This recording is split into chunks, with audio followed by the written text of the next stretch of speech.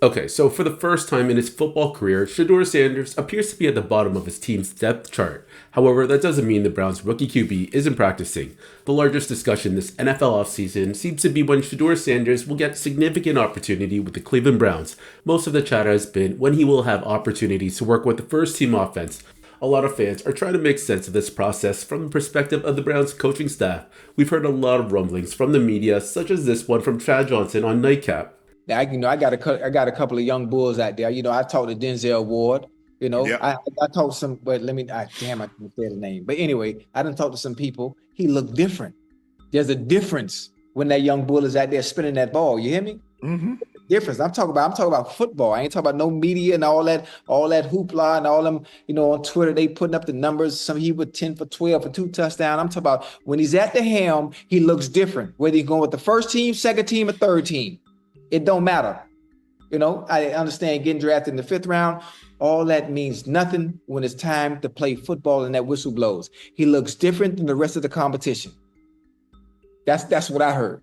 And I'm talking from a not Brother Ward. I'm just talking about from sources that's in that room, that's on that field, that's playing the sport. That said, one person who had an issue with the lack of first-team reps for Shedeur was a Browns reporter by the name of Tony Rizzo. Listen to what he said because he just completely goes off on the team's management, basically calling them out.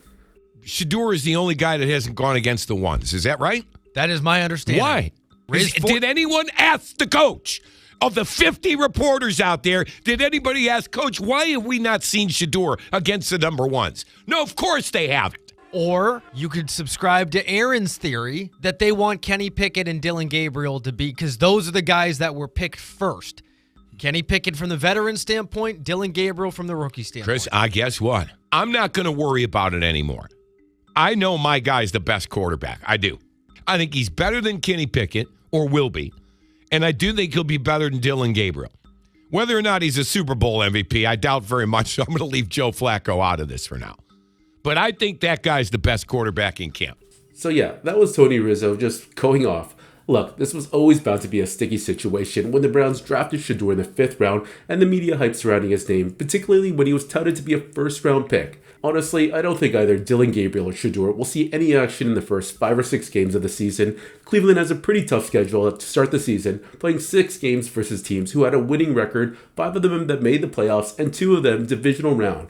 That's a tall task to throw any rookie QB into his first glimpse as a starter. That said, Shedeur has performed fairly well in minicamp, completing 77% of his passes and throwing 9 TDs to 1 pick. I think the Browns are trying to be very careful with his progression, and it's still so early. I might be more worried if Shedeur continuously gets overlooked in July or August. Anyways, what do you all think of the situation with Shedeur and his lack of first-team reps? Is this surprising or expected?